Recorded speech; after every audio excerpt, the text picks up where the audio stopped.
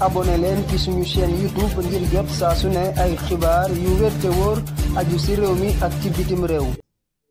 Hier à Kaolack et à Touba, de fortes pluies ont provoqué des inondations qui ont fait 2 morts à Touba, 30 maisons effondrées et des milliers de déplacés. J'exprime ma solidarité et invite tous les Sénégalais à se joindre aux autorités pour faire face à ce sinistre. Je me rendrai d'ailleurs dans les prochaines heures à Touba pour acheminer mon soutien à l'organisation Touba Ca Kanam qui assiste les sinistrés. Qu'Allah accueille nos disparus au paradis et exauce les vœux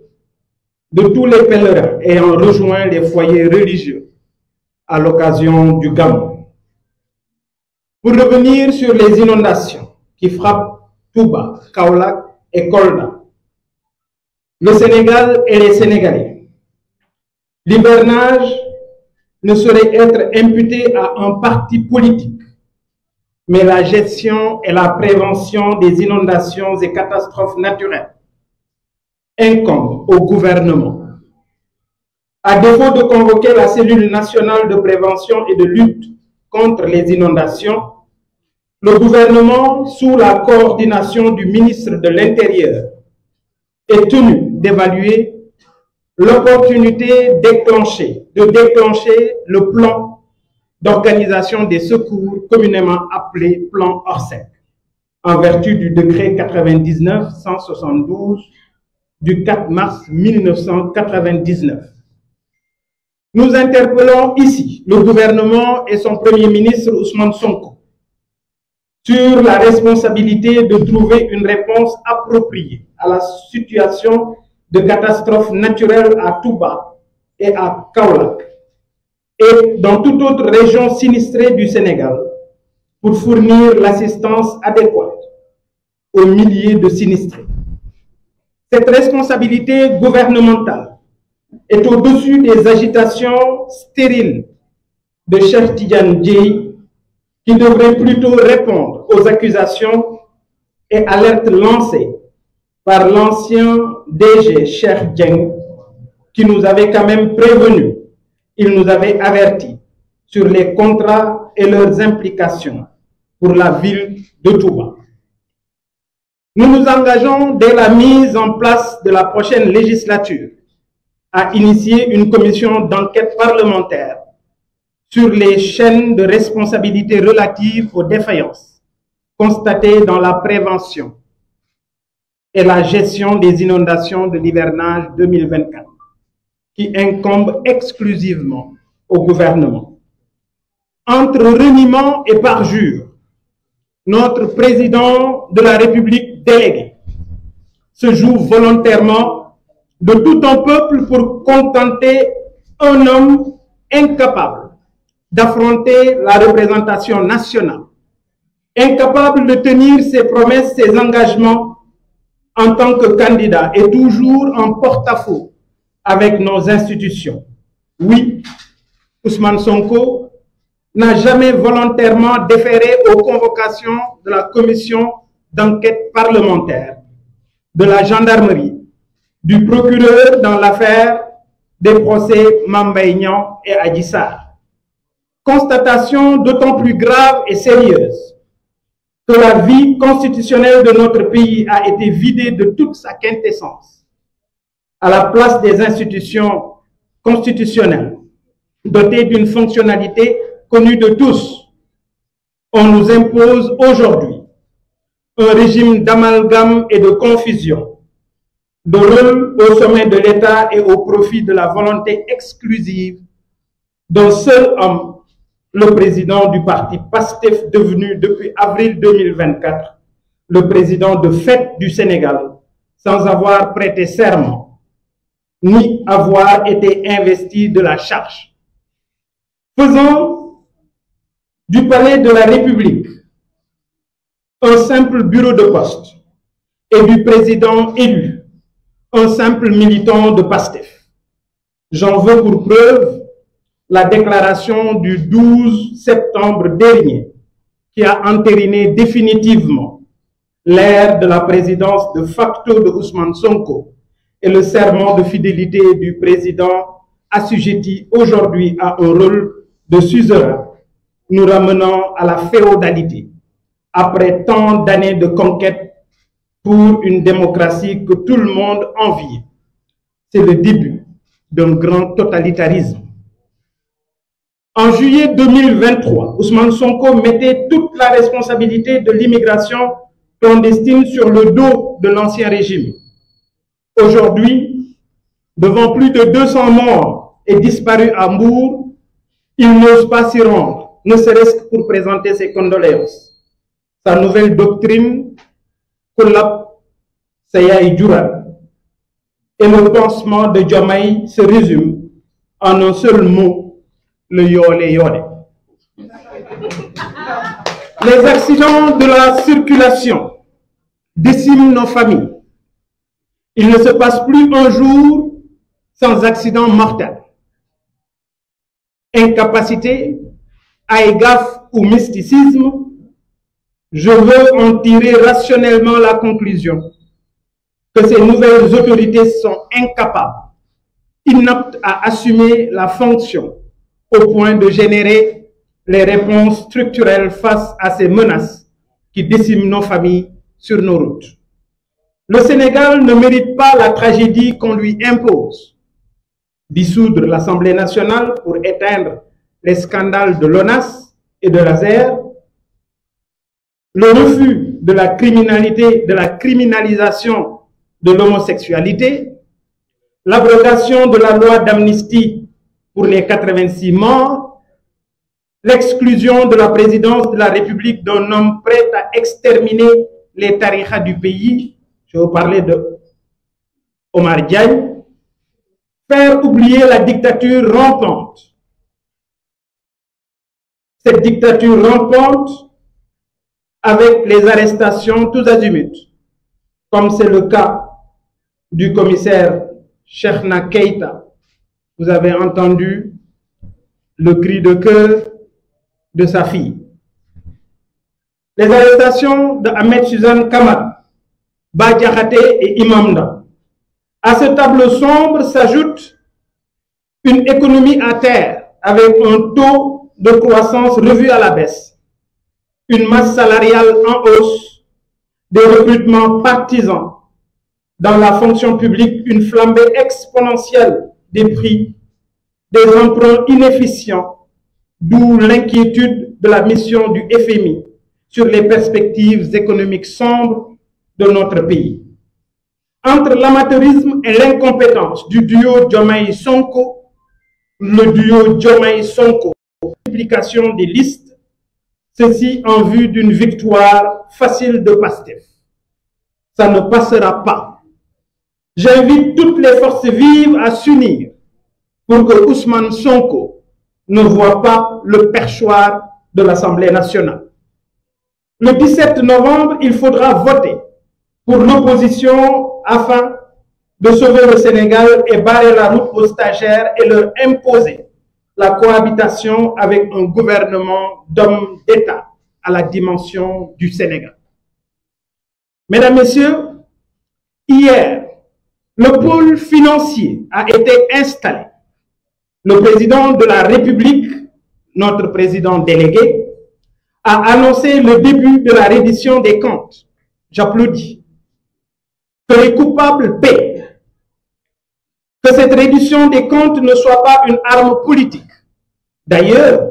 dès demain, nous, Gumsaba, allons déposer 3 plaintes sur les dossiers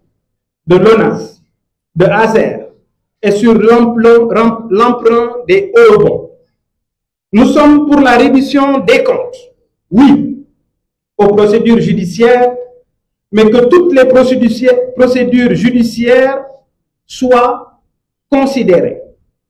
J'interpelle ici le ministre de la Justice, garde des Sceaux, le procureur de la République, l'Union des magistrats, les cours et tribunaux, sur le sort que le système judiciaire réserve à l'ordonnance de renvoi et de mise en accusation du doyen des juges d'instruction Omar Maham Diallo en date du 17 janvier 2023, car il ne saurait y avoir de justice à double vitesse. Le principe d'égalité par la loi, dans la loi et pour la loi s'impose à tous les citoyens sénégalais qui sont d'égale dignité. Et notre code de procédure pénale ne saurait aménager une niche d'impunité taillée sur mesure pour un citoyen, fût-il un Premier ministre. Lundi dernier, vous avez suivi la conférence de presse de la chèvre de Rouba, ancienne pièce maîtresse du système, est subitement devenue porte-parole des anciens détracteurs du système. Elle est sortie pour attaquer le bilan économique de l'ancien régime, dont elle est comptable à 100%. Cette badjanum système, incapable de gérer le carnet de rendez-vous de Sweet Beauty, devait nous expliquer le rapport de l'IGE qui parle de sa gestion au Conseil économique, social et environnemental, qu'elle dissipe les inquiétudes du FMI sur notre économie, qu'elle nous clarifie la destination des 450 milliards d'euros, les bénéficiaires de 1148 contrats spéciaux signés depuis avril 2024 pour une explosion de notre masse salariale de 114 milliards à 116 milliards. Et aussi, elle devrait normalement s'expliquer sur l'omerta, sur la déclaration de patrimoine de Ousmane Sonko. Nous interpellons d'ailleurs par la même occasion l'inspection générale d'État sur l'utilisation de plus de 12 milliards de nos francs par la primature durant le second trimestre 2024. Enfin, après plus de 15 voyages bredouilles, Diomaye est rentré de la Chine tout dernièrement avec 27 milliards. Bravo. On voudrait savoir quelles sont les conditions de cette aide. Allons-nous accepter d'autres bateaux sur nos côtes pendant que nos pêcheurs de Guetna à Kafountine, en passant par Kayar, Joal, Diwalo, Mbour, ces pêcheurs demandent tout bonnement la suppression des licences accordées aux navires étrangers. Je voudrais, pour terminer, demander au président délégué, président de la République, de cesser d'être un figurant à la tête de l'État. Qu'il comprenne que le véritable échec prend sa racine au sein des limites qu'il a établies dans son esprit, avec sa première limite qui réside dans le Diomaye Moïse Sonko. Ne gomme bopam, puisque demain, à l'heure du bilan, l'histoire retiendra le passif et l'actif de Diomaye. Qu'il sache, comme le disait le juge Kevamay, que les Sénégalais sont fatigués. Ils achètent aujourd'hui le kilogramme de riz parfumé à 700 francs, le kilogramme de riz non parfumé à 500 francs, le kilo de viande à presque 6 000 francs pour le mouton et presque 5 000 pour les autres catégories. Le kilo de sucre en morceaux à 825 francs. C'est dire, sans risque de me tromper, que Sonko et Diomaye nous affament. Enfin, nous irons vers les chancelleries et les Nations Unies pour porter le message de détresse des Sénégalais, car notre cher Sénégal est au bord de l'isolement diplomatique et du chaos économique à cause de l'incapacité des Djoutiman à la tête de la République. Je vous remercie pour votre attention. Mangilendi Gum, de remercier Presse Bigno, de remercier Wa Gum Sobop Yinyo Andal, mais surtout di masawu suñu sœur bi nga xam ne moom aussi mettitu xol moo tax tey mu ñëw toog fii ku dégg kàddu yi mu wax xam na ne du politicien mais je crois que plaidoirie bi nga def léegi nga fekk si ñu maa ngi lay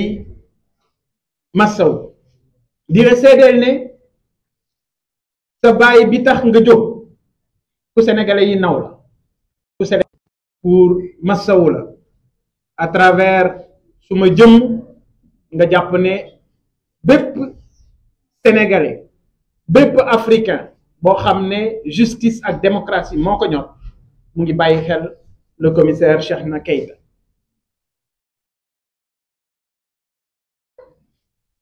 may jaale ñëpp ñi nga xam ne ñàkk nañu ci fan yi li fi xew mu di ñiy dee ci géej gi mais surtout régime bu ay gaaf bi mu ñëwee ak léegi nit ñi nga xam ne ñu ngi faatu ci anam gu nekk may jaale seeni mbokk démb diggante Kaolack Touba ak Kolda am na taw yu metti yu fa am mu indi ay inondation fu ci mel ni Touba ñaari nit ñàkk nañu fa seen bakkan fu ci mel ni Touba fanweeri kër ndox yi daldi na koy màbbal waaye ay junni doomu aadama foofu ca Touba tey ji génn nañu seeni kër parce que ndox mi nangu na li ci gën a metti nag mooy ne taxawaay bi ñu leen waroon a taxaw te nga xam ne état moom la loolu tegu ci ay ndoddam malheureusement état bi ñu yor état seetaan la état xusma ñàpp la état la boo xam ne li ñuy wax moo ëpp li ñuy jëf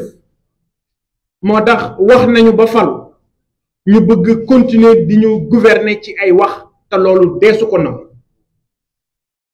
sénégalais yi nekk ci tolof-tolof ñi nekk ci inondation bi lu ne kët lu ne jonn moo koy faj moo tax ma woote mais sénégalais yi ku ci nekk jóg leen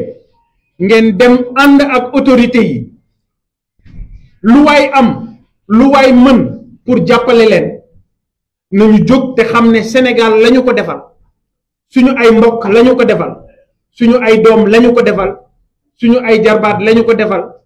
suñu njaboot lañu ko defal mais Sénégal ci boppam lañu koy defal organisation bi war nag ci secours yooyu état daf ko organiser moo tax ci sama kàddu dégg ngeen ma ne ndimbal taxawuñu nekk ci mbënd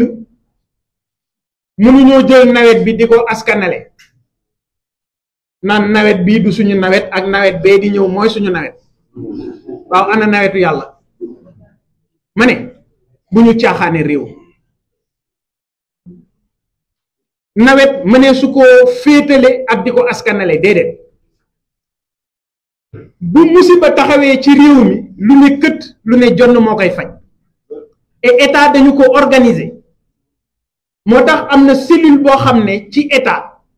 dafay organiser lépp lu jëm ci wàllu coordination ci mbirum prévention jëm ci mbirum mbënd ak lu ni demee waaye bu fekkee ne ñi ñu fi nekkal télé nañu télé goo xam ne ba waajal mbir mënuñu koo def waay nañu déclencher sax plan Orsec parce que plan Orsec dafa bokk ci architecture bi nga xam ne état daf ko prévoir pour catastrophe yu mel nii ñu war leen a taxaw te loolu ministre de l'intérieur moom moo war a décider pour déclencher le plan Orsec boobu Touba mérité woon nañu ko wax dëgg yàlla ndax nag bu ñuy fàttaliku Touba xëdd nañu wote ji ndogu nañu jubilé gàmm nañu génn seen kër kon war nañ leen bàyyi xel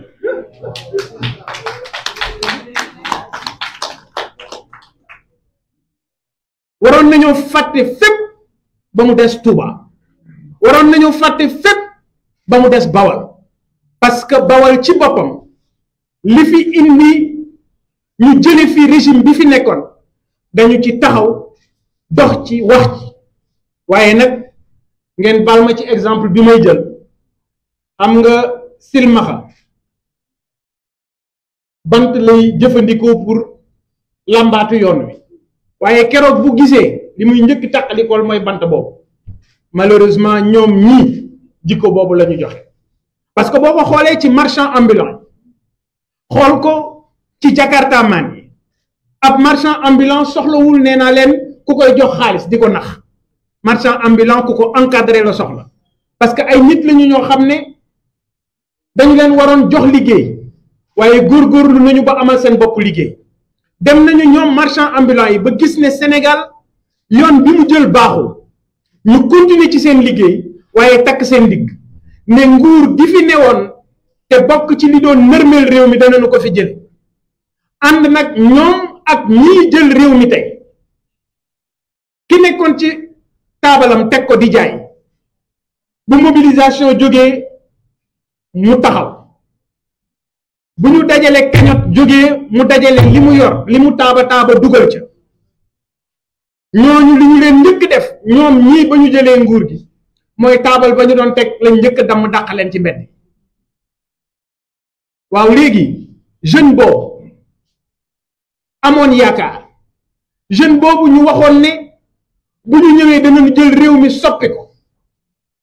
jeune boobu tey jii moo nekk ci ay jafe-jafe jeune boobu tey jii mooy bokk ci ñiy dem ci géej gi jeune boobu tey jii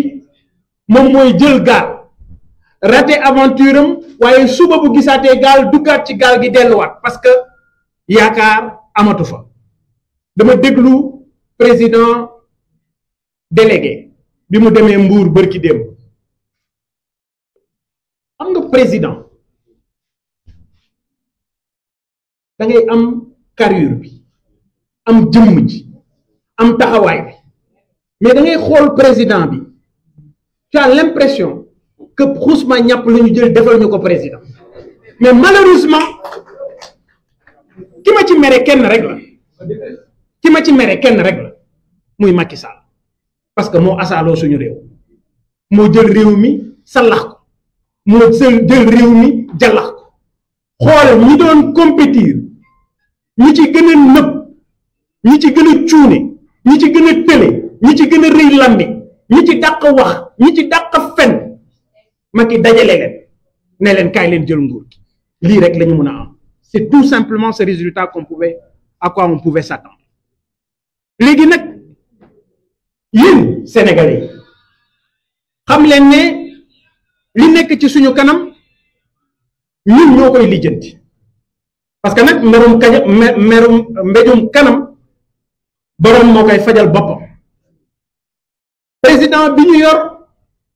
wan nañu mooy kat parce que bu fekkee ne yow président sa kàddu jarul dóor sa doom lu ñu doon wax ci Macky Sall lu mu la wax jarul dóor sa doom man maa ko doon wax ñu xeex ko ba mu jóge fi yàlla ñëw indil nu ko pire Macky Sall nga signé bind ne le 13 sab soq ne le 12 nga ñëw waxtu jëf jot nga jëfe la soq ba waxoon waaw ndax yow kilifa nga ah déedéet amoo signature man defe na woon naa woyo signature waa jëlee rek lañ ko doon wax mais ndekete kii ñu yor moo gën a woyof signature ci àdduna et je me demande d'ailleurs parce que ce que les gens ne comprennent pas bi ñu waxee le 13 ne dañuy def déclaration de politique générale mais est-ce que xam nga ne suñuy partenaires financiers ñi nga xam ne Sénégal day jëflanteeg ñoom mais est-ce que xam ngeen ne ñooñu ñëpp dañ leen joxoon carton d'invitation pour ñu ñëw Assemblée nationale dañoo waroon ñëw teew si ñooñu nga xam ne président day signé ak ñoom ñooñu bi ñu leen yëgalee ne déclaration de politique générale amul mais ñooñu gàcce la ñu am mais man nag bettuma non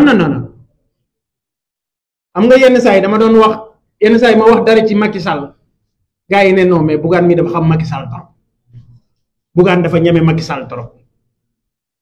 ma ne leen ñemewuma ko xamuma ko mais dama ko jàng mais gis nga waa ji waroon dem assemblée nationale en fait musul sax bëgg dem musul waaj pour dem pourquoi parce que mbaqat xam nga booy xool ragal dëgg ci Sénégal le premier ragal du Sénégal c'est Ousmane Sonko la preuve ba ngeen ko déggee muy wax ne oui dem naa seetaani dem naa gisi sama yaay tàggu naa ko waxtaan naa ak moom nangam lu leen si dégg dafa dem fële toog dafa dem fële toog fa c'est juste pour vous dire nit ki la nga ko dégg muy xëbari di ubbi dënn dara nekku fa mbaqat la boo xam ne bu nee tëll mu départ ku nekk gis na vidéo mi nga xam ne mu ngay dugg ci garage boobu ñu ubbi woon parce que tout simplement qu'est-ce qui se passe lan la Assemblée nationale après gars yi ne ma non war na mun a dem Assemblée nationale man leen du dem da ngeen mës a gis Ousmane Sonko ci débat contradictoire waxal d'accord ma tontu mu même buy dajale ay nitam day xool ay journalistes am yoo xam ne dictée préparé la ñuy def da ngay poser question ma tontu ñu suroxal la daal dina yóbbante affaire bi nga door gérer daal di zembre et puis mu ñor c'est juste pour vous dire c'est juste pour vous faire comprendre ban niveau la nekk moom mi nga xam ne moom mooy Ousmane Sonko alors li am solo nag mooy ne musul nangu wuy ci suñu ay institution musul nangu wuy ji suñu ay institution benn nanguwul wuy ji procureur nanguwul wuy ji commission d'enquête parlementaire biñ fi taxawal ba ñu ko woowee ci coowal Adji Sarr ak Mame Mbaye Niang wuy jiwul mais léegi du moom mooy premier ministre non mais tey am na latitude la mu doon wax ne dañuy manipuler justice bi mais justice bii nii kenn manipuler wu ko ci sama yaakaar xanaa du ñàkk parfois rek ñu yónnee ko vidéo ne ko ma jàpp waa ji wala ma bàyyi moo ko wax dafa tasle maanaam lu nit di diil ak moom bu yóbboo nga ànd ak yàlla te xam looy wax du ne nitu dëgg la de maanaam làmmiñ bi moo mënul téye secret làmmiñ bi mënta téye secret la preuve la mu waxtaan ak Diomaye laata Diomaye di voyager live na wax ñu ko bi Diomaye ñëwee def discours solennel am daanaka da doon waxaat rek parce que li mu doon wax yëpp ñun xam nañ la preuve bu ngeen fàttalikoo moom Diomaye bi muy def discours am bi muy wax wolof bi man posté naa sama réaction bi muy posté moom bi muy def discours am deuxième partie bi man njiitu gëm sa bopp posté naa sama réaction parce que fekk na man bind naa la may bind ba pare parce que xam naa la mu doon wax mais kon nit kooku du nit koo xam ne nit ku ñu war a bàyyi xel la du nit koo xam ne nit ku nit ñi war a jox seen ëllëg la parce que nag tey jii li xew ci réew mi bu ngeen ko xoolee yéen ñëpp xam ngeen ne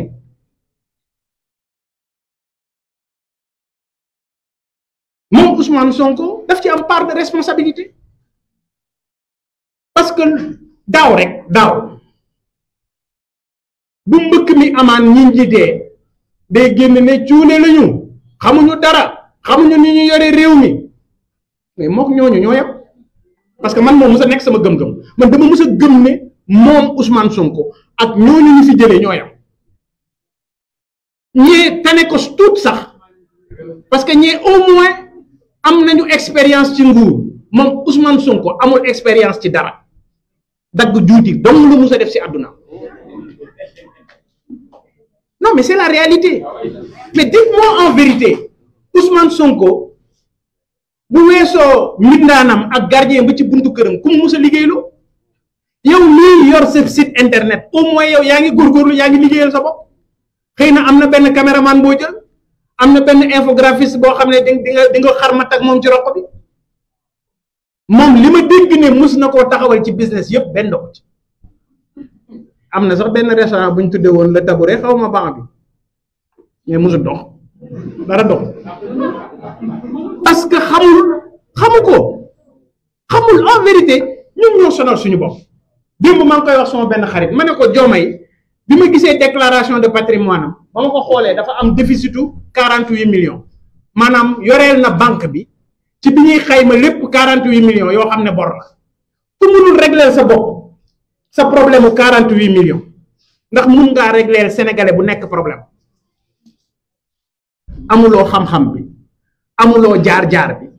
amuloo yéene bi parce que président de la république il faut mu nekk ambition il faut mu nekk loo xam ne da ngay yeewu di ko gént di nelaw di ko xalaat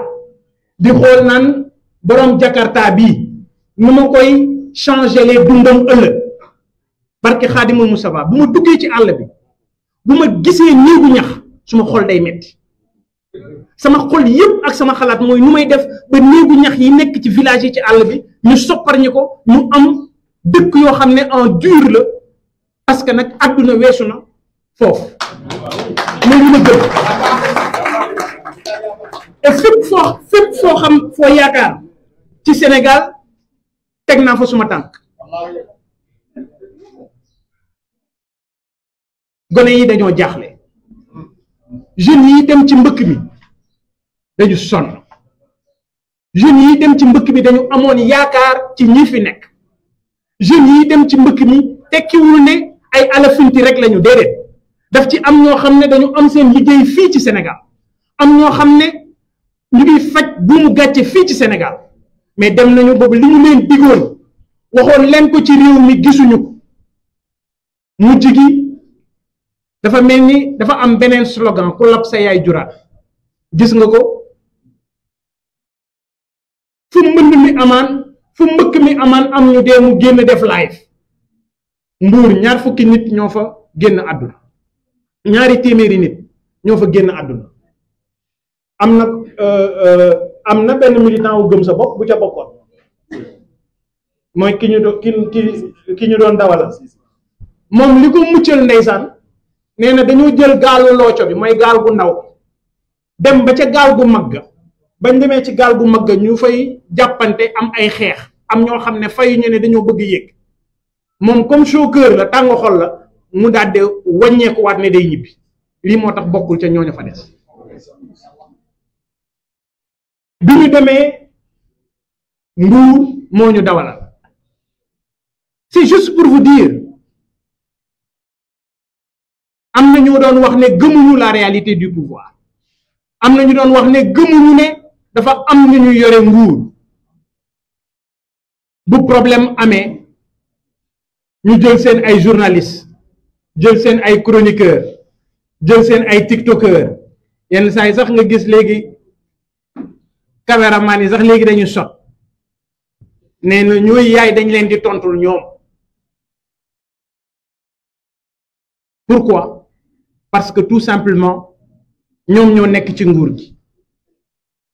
am seeni journaliste fenkat am seeni tiktoker fenkat am seeni garabu fenkat am seeni li ñuy wax influenceur fenkat bu Bougane waxee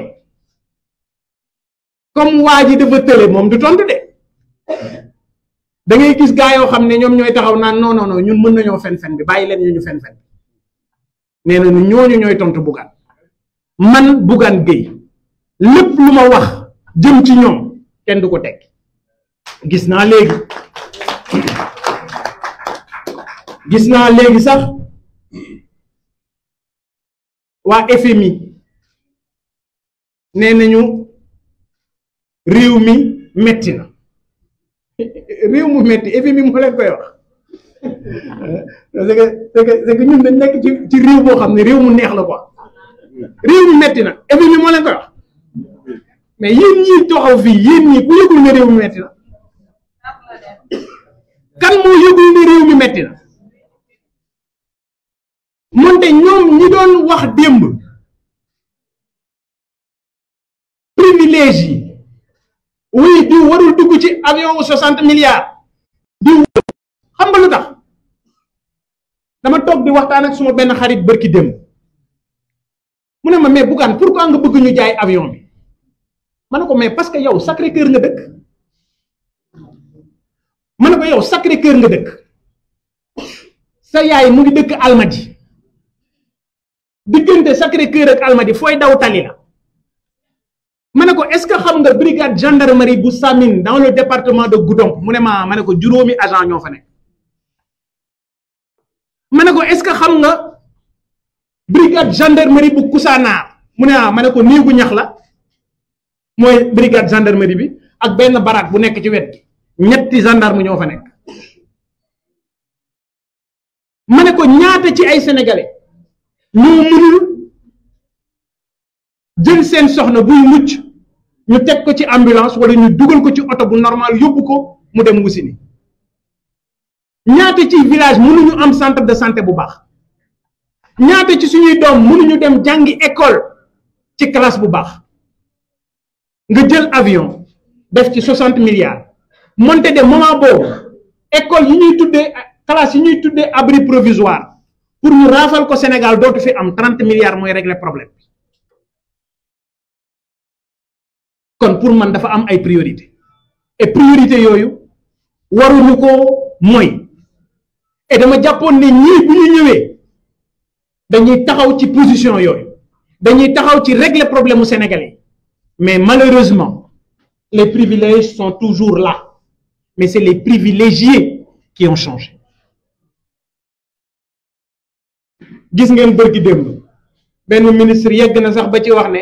boo ma yónnee CV boo ci bindul ne Pastef nga bokk man CV boobu intéressé wu nga gis ne bërki démb génne nañu rapport buy wane ne junni ci nit ak téeméer ak ñeent fukk ak juróom-ñett junni 1148 jël nañu leen defal leen ay contrats spéciaux yokk salaire yi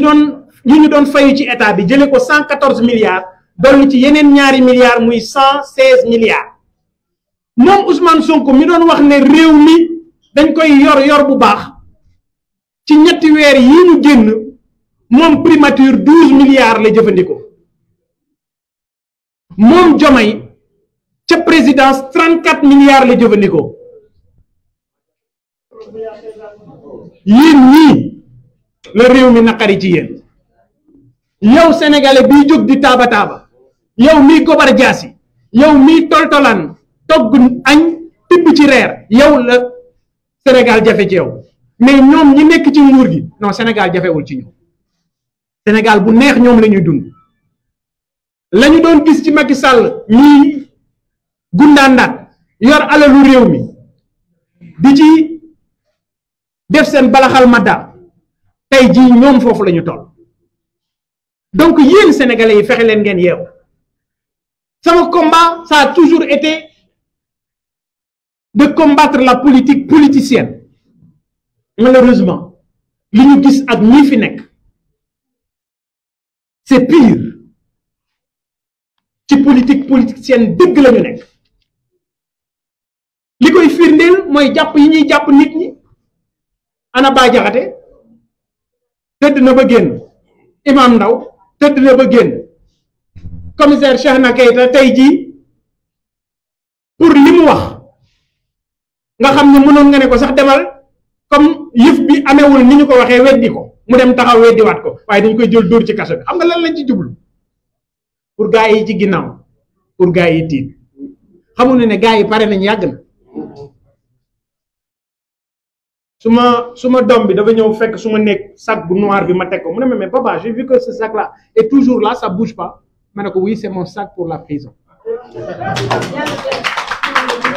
ah non ñii fi ne ñii ñoo gën a nekk musiba Macky Sall parce que li Macky Sall doon seet kus néew ci dara ñii dañu rusul dara xam nga nit boo amul xam nga Macky Sall sax boo demoon ba gis ne Macky Sall def na lu mu warul def nga ne xaaral ma dem xooli Thierno Madani wala xaaral ma dem Louga ca Thierno Bachir wax ak moom mais ñii koy waxal amuñu sëriñ wéeruñu fenn kan ngay waxal. La preuve on nous parle de Ousmane Dia de Omar Diagne mais Omar Diagne ku ne xam na la mu daan wax kenn baal ma sax ci li may tudd turam parce que pour man wax dëgg yàlla jarut tardé wu mais Omar Diagne li muy wax ci këru diine yi ñoom ña ko fal bàyyi ko ca poste ba mu nekk ba léegi man naa nekk ci benn société moom sama kër man jël la sama signature teg la fa nga jàkkaarloog samay kilifa naan ma ñii gëw ma leen duñ sama révérence dootoo ko nettalee parce que booy ñëw suba doo dugg yow kon nag boo Cheikh Oumar Diagne xaw ma dese biir présidence de la République c'est parce que la muy wax dafa bokk ci seen projet c'est parce que la muy wax dafa bokk ci loolu ñu tuddee daawa la Cheikh Oumar Diagne di wax dafa bokk ci normé tarixe yi mais nag loolu moo leen di të loolu moom mooy të projet bi loolu moom mooy jaaxal projet bi parce que suñu magi diine yi dañu defar réew mi suñu magi diine yi dañu leen jox bopp suñu magi diine yi ñoom ñooñu gënal ñun suñu jëmm yi xam nga ñun dañuy xeex pour démocratie mooy ku ñëpp àndal mais ñun ci këru diine yi amul démocratie ñun ñoo naan sëñ bi kaay yaa ñuy jiite loolu amul la preuve tubaab wutalu ko nu tur sax dañuy wax démocratie wax royaume mais kaay yaa may jiite tubaab amalu ko tur kon ñun foofu lañ toll ngalla nañ ñu bàyyeeg suñu diine ngalla nañ ñu bàyyeeg suñu këru diine ñoom ñi gëmul dara na leen yàlla dimbaleeg seen ñàkkug ngëm mais li wóor mooy danañu xar suñu tànk tubay pour que lii nga xam ne moo nekk ci réew mi ñu daal di ko fi jëlee ci nu mu gën a gaaw parce que nag gis ngeen li xew ci wàllu élection législative nee nañu danañu ko def le 17 novembre man defe woon naa ne xeex njiitu njublan ci Macky Sall laa koy mujjee def mais nekkit yi ñii dañoo njublan ba mel ni garabu yoo ci dëng conseil constitutionnel tontu na président délégué le 11 juillet du mois 11 juillet ak maintenant ça fait 2 mois kañ la ñu publier décision bi ci journal officiel démb le 17 démb maanaam pendant 2 mois téye nañu document bi ñoom garder ko le 12 bi Diomaye di def récité boobu mu doon récité dicté préparé boobu bi mu koy génne képp ku bokk Pastef ku dem ci benn plateau de télé da ngay taal sa téléphone won Sénégalais yi ne yow yor nga décision conseil constitutionnel man jàppoon naa ne Macky Sall dong lay xeex ci njublan mais nekkati ñii ñoo gën a njublan Ismaïla Yassine kon vous les Sénégalais vous êtes avertis parce que élection yi ñu jëm li ñu ci bëgg mooy gis ngeen dindi nañu parrainage gis naa waa ju ñàkk xorom sax mu naan wuy parrainage bi ñu dindi waa seen waajooju te yoroon sécurité bi te ñu jox ko boobu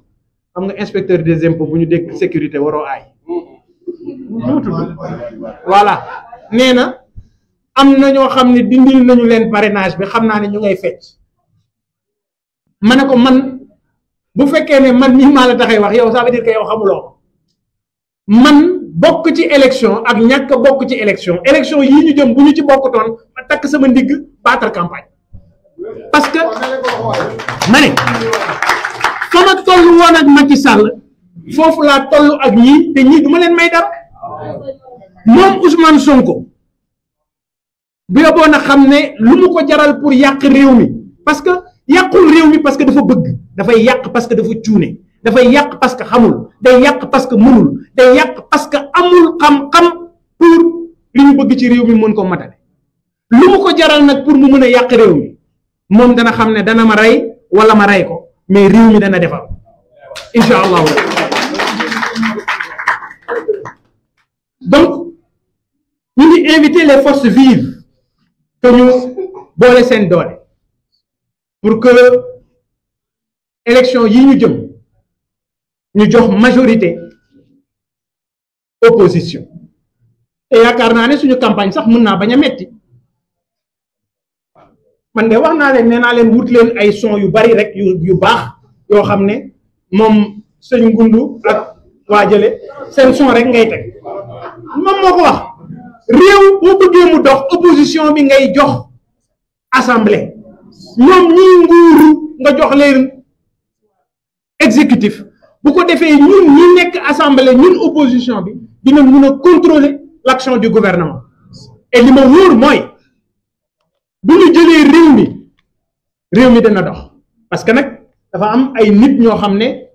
ay nit ñu jar a bàyyi xel lañu ay nit ñu am parcours quand je vois une Anta Babacar Ngom mais ku wane preuve am la quand je vois un Thierno Bocoum mais ku am xam-xam la ku wane preuve am la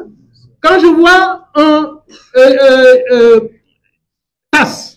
Thierno Alassane Sall mais nit ku am probité morale extraordinaire la quand je vois un Pape Djibril Fall c'est un jeune qui a montré que amul yox-yoxi am na mérite te mu bëgg na Sénégal donc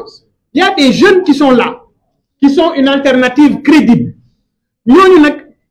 bu leen mag ñi gungee bu leen mag ñi jàppale mën nañu defar réew moo tax li ñuy wax ne teg nañu pôle judiciaire financier d'accord ma woon ci CREI yi parce que CREI yi nañu ko tëggee baax waaye bii ñu teg démb man gis naa ci ay magistrats yoo xam ne kenn du leen def loo ñu def barke Xaadimu Musa gis naa ci man reddition des comptes oui ñi sàcc alalu réew mi nañu ko gox te ñu fexe ñu bañ koo goxi parce que lu nit goxi amatul njariñ nañ fexe ñu génne xaalis ñi sàcc alalu réew mi nañu leen tëj ci kaso yi pour Sénégal mun a récupérer xaalisam ay li may bañ rek mooy làq dóor doom làq doom dóor doom moo tax ñun ñu ne pôle financier boobu danañu fa déposer ñetti plainte ñun danañ leen jox liggéey parce que nag yéen xam ngeen ne coowal assemblée nationale bi yëpp lenn dong lañ ci jublu woon pour ñu bañati wax ci mbirum ONAS coowal assemblée nationale bi yëpp xam ngeen ne lenn dong lañ ci jublu woon pour coowal ASER ñu bañ ci waxati xam ngeen ne lañu tax ñu patamee paraxi xaatar yi ba daal di tas assemblée nationale loi ba ñu dugaloon pour criminaliser góor jigéen la ñuy bañ loolu mu yemb parce que nag ñoom ñoo ne toléré nañu góor jigéen yi ci réew mi ñun toléré wuñ ñoom ñoo ko wax kon du ñu leen fi jox benn doole assemblée nationale pour ñoom ñuy indi tolérance góor jigéen ci réew ñeen xam ngeen ne li tax ñu paraxee tas assemblée nationale mooy tëj la nit ñi ci coowal Cheikh Oumar Diagne waaye nañu xam ne sénégalais yi taxaw nañu jotu ni soccat te fas yéene nañ ko jëflante ak ñoom kon ñi jiite wàllu justice ci réew mi nañu xam ne sénégalais yi ñu ngi leen di bàyyi xel waaye gis naa bàjjanu système bi altine moom bayu rubba bi ba mu génnee nee na wóoy yaay moom day kaas pour ancien régime bi fi nekkoon seen bilan musiba bi ñu fi def waaye yow nit dana fi def 12 ans nga def ak moom 11 ans après nga ne non ni mu yoree yow mi baaxul waaye léegi yow loo ca doon moo tax ma ne ko na góorgóorlu ba moom mu leeralal ñu na mu yore woon caisse conseil économique social et environnemental parce que nag moom ci boppam rapport daf ko joxoñ baaraam tuuma moom Boyum Rouba mooma rapport IGE daf ko joxoñ baaraamu tuuma na leeral loolu comme day wër di leeral rek nañu wax jaaxle bi waa FMI am comme day wër di leeral rek nañu wax 450 milliards yi ñu leb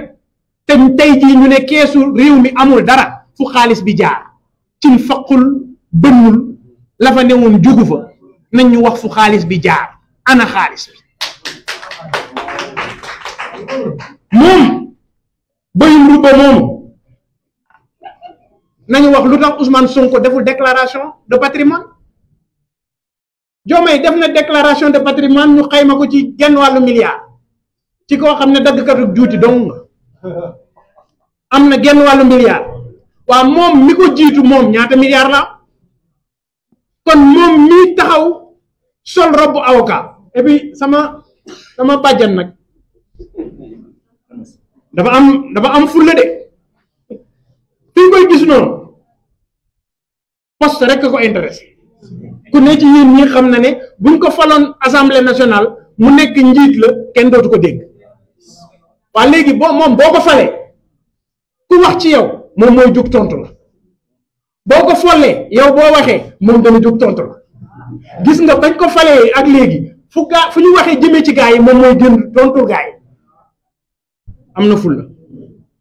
li ci des nag ñun sénégalais parce que mënuñu noo nax ñaari yoon mënuñu noo gëmloo ne dañu bëgg a changer le système mënuñu noo gëmloo ne système bi baaxul ñu yoroon système bi il faut ñu jëlee leen fi tey jii ñoom ñooñu nga xam ne ñoo rogganti woon système bi tey ñoom ñoo nekk ci biir système bii moo tax élection présidentielle bi ñu jógee taxaw ne ma waaw léegi da nga leen di jàppale ma ne jàppale wu ma leen parce que gëw ma leen man dama jàppoon ne système laay xeex ñoom ñoo fi doon taxaw naan Bougane pion Macky la Bougane pion Macky la ndekete punkalu pion Macky yi dëgg ndeke ñoom Gloria bi Macky doon annoncé dëgg ndeke ñoom ñi nga xam ne ñoo doon jaar ci suuf di sous-marin di waxtaan ak Macky Sall ba mu am yaakaar ci ñoom jox leen réew mi ndekete ñoom et vous allez voir gis nga la traque des biens en fait reddition des comptes bi am na ci ñoo xam ne du ngeen leen si mos a dégg parce que ñooñu dañu bokk ci protocole teeru bay soogi